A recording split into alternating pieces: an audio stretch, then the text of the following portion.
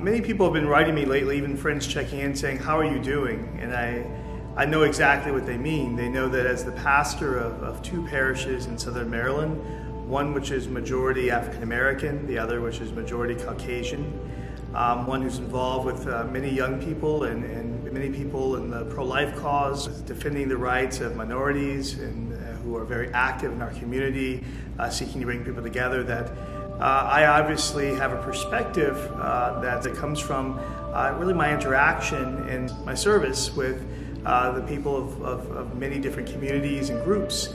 And I can definitely say this has been one of the more stress-filled weeks of my life and of my ministry. And I know it is for many of you, because a number of people have been coming to me, again, with very different perspectives, saying they feel very stressed. They feel a lot of anxiousness and even a lot of worry.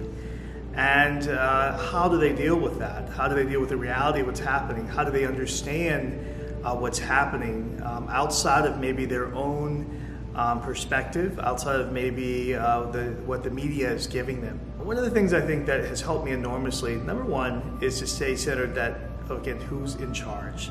Our Father is always in charge. The other thing is to recognize that there are many people of goodwill that are involved in the midst of all of this. The media, of course, understandably focuses on the riots and those who are causing trouble and those who are promoting things that are disturbing. But there's so much more going on than just that. And I think that's what we have to look forward to, look between the lines. This is what my father taught me since the time I was a child. And what I see is, for the first time ever, marches across the country and the world that are dealing with an issue of racial justice, where the majority of the people of that particular race of which this whole thing has started are not necessarily the majority always in the crowd. That the people coming out are a mixture of races, that there are large numbers of people who are Caucasian and Hispanic and Asian also out there seeking to peacefully protest, peacefully make their voices heard, to say, we desire greater justice. We desire that the dignity of every human person be recognized in a clear way, regardless of their socioeconomic background, regardless of the neighborhood they're from, or the clothes they wear, or the color of their skin.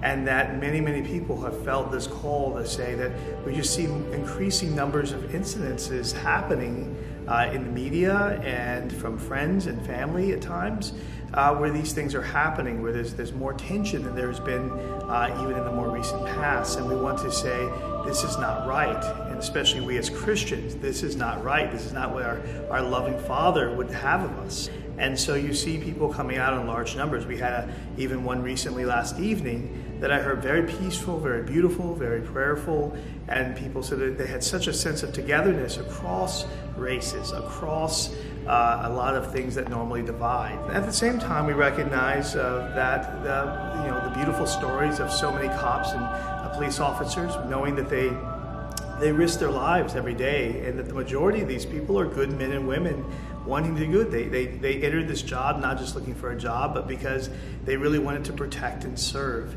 And that it's been wonderful to see in so many communities where they too have knelt down, or they too have prayed with people, or they too have sought to calm the situation rather than make it worse. Now, of course, we know on the other side there are those who have made it worse, and those have been with us a long time. It's just being highlighted in a way that we haven't seen before. And so we also want to, at this time, recognize the many good men and women who also are out there seeking to defend us and to defend justice and to protect us. And we want to commend them, and we want to support them, and we want to pray for them. Because I can only imagine what it means to wear that uniform now, and what people might be thinking. And yet we know, again, that this is all happening because there's a history here. There's a history here that's long and often dark that has happened between various communities and their police officers, not just white police officers, but even black police officers and other races.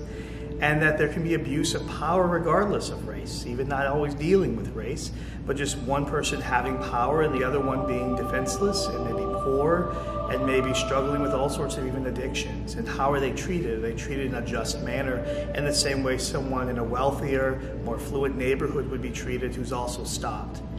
And so these are real issues of justice and real issues our country needs to deal with and needs to work through by working together.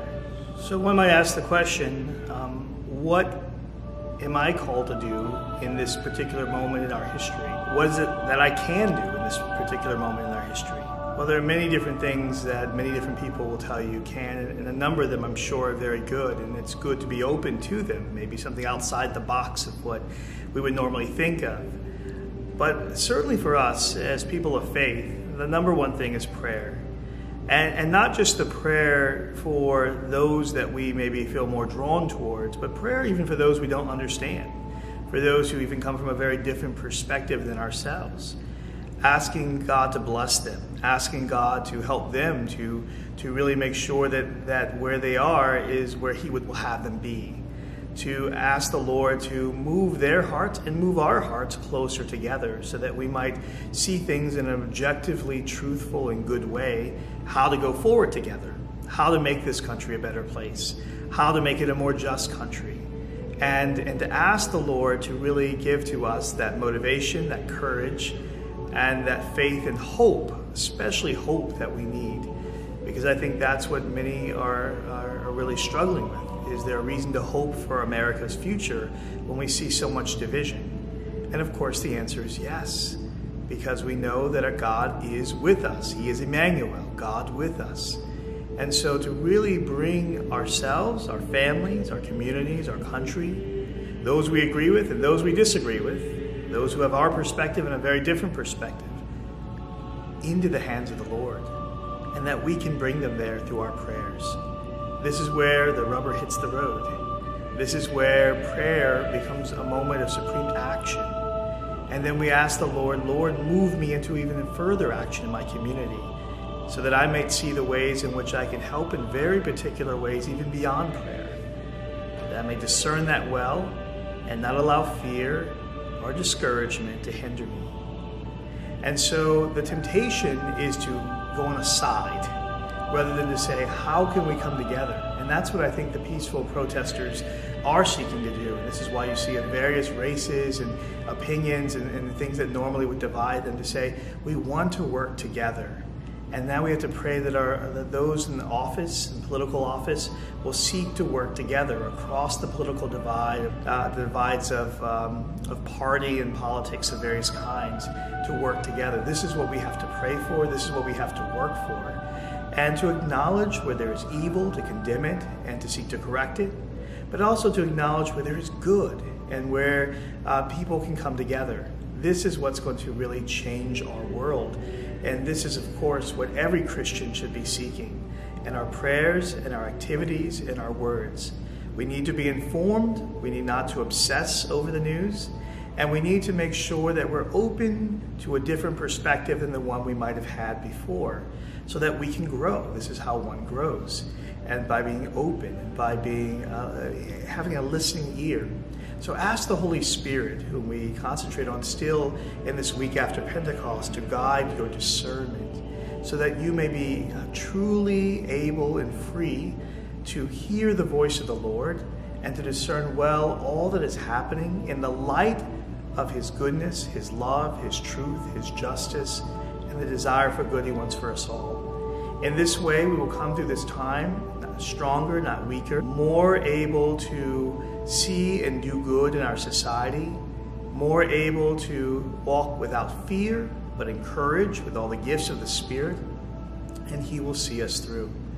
And our country and our church and our community and our families will prosper from it. This is my prayer this week. May it be yours. God bless you.